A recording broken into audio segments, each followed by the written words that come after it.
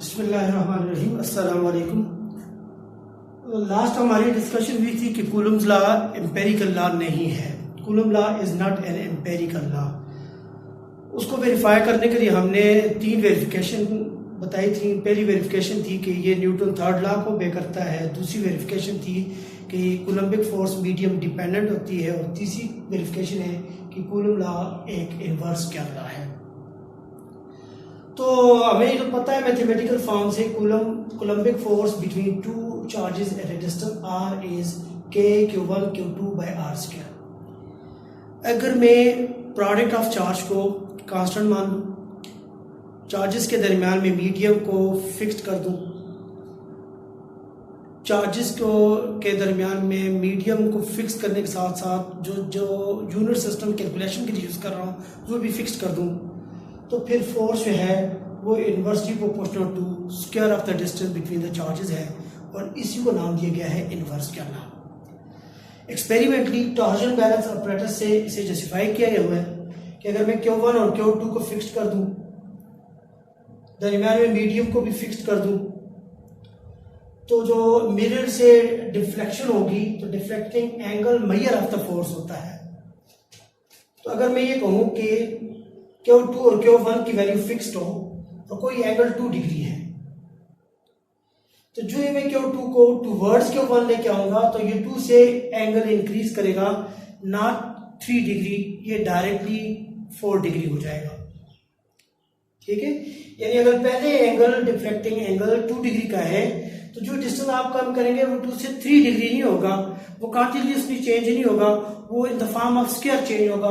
2 का स्क्वायर 4 हो जाएगा, अगर वो पहले से 3 है तो वो 9 हो जाएगा, अगर वो पहले से 4 है तो वो 16 हो जाएगा, पहले से वो 5 है तो वो 25 हो जाएगा। ठीक है, and that is the inverse square law. Inverse square law जो है ग्रेविटेशन फोर्स में भी है, लाइट की इंटेंसिटी पे भी आया हुआ है, रेडिएशन की इंटेंसिटी पे भी अप्लाई होता है और कूलम्बिक फोर्स के लिए भी है। लाइट के केस में हम ये देखते हैं कि हमारे पास अगर जो लाइट का सोर्स हो तो हमने कहा हुआ है कि हर लाइट सोर्स के गिर्द कुछ रीजन्स ऐसे होते हैं जहां पे वो पार्टिकल्स को सेम वे में डिस्टर्ब करता है, यानी हम वेव फ्रंट की बात कर रहे हैं। तो और वो वेव फ्रंट जो है एक पॉइंट सोर्स से स्फेरिकल वेव फ्रंट की फॉर्म में स्प्रेडेड होते हैं। और इसी तरह से हम अगर बात पॉइंट चार्ज की करें तो पॉइंट चार्ज के बारे में हम कह सकते हैं कि point charge is a kind of charge distribution having contour में a 4 pi region around it in the form of 4 pi electric field. ठीक है, यानी एक पॉइंट चार्ज हो उसके गिर्द बहुत सारे स्फीयर्स बने होंगे। ठीक है, बहुत सारे स्फीयर्स बने होंगे और वो स्फीयर्स जो है वो 4 pi रीजन है। बाद में आप उन्हें इक्विपोटेंशियल सरफेसेस कहें।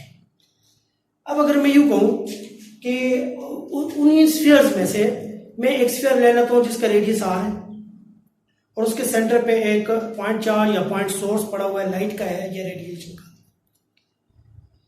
उससे आगे एक और स्फीयर है जिसका रेडियस 2r है, उससे आगे एक और स्फीयर है जिसका रेडियस 3r है। मैं बजाय सारे स्फीयर लेने के ना मैं स्फीयर का एक एक पार्ट लेता हूं। मैं स्फीयर के एक पार्ट ले लेता हूं जो रेडियस r का है ना, वो एक स्क्वायर है, उस स्फीयर का सिर्फ एक डिफरेंशियल पार्ट ले लिया। ठीक है, उसी जैसा मैं 2r के लिए लूं तो वो ये स्क्वायर होगा, और फिर मैं 3r स्फीयर का पार्ट लूं तो वो सरफेस एरिया ये होगा।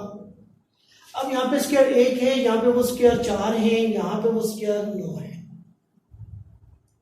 ठीक है, अगर आप ये रेड लाइन को देखें तो ये मैंने रेडिएशन या इलेक्ट्रिक फील्ड लाइंस या फील्ड इंटेंसिटी को रिप्रेजेंट करने के लिए वेक्टर नोटेशंस दी हुई है। तो यहाँ पे देखें इस वाले स्क्वायर से वो बहुत सारी पास हो रही है। ठीक है, तो यहाँ पे फील्ड इंटेंसिटी ज्यादा है। जिस तरह मैं दूर होता जाऊंगा वो इस एक स्क्वायर से कम है, वो इस एक स्क्वायर से बहुत कम है। ठीक है, तो मैं ये कह सकता हूं कि this is the inverse square law, कि जिस तरह आप डिस्टेंस कम करते जाएं intensity of the Coulombic force ज्यादा हो जाएगी near to the point charge, and that is the inverse square law.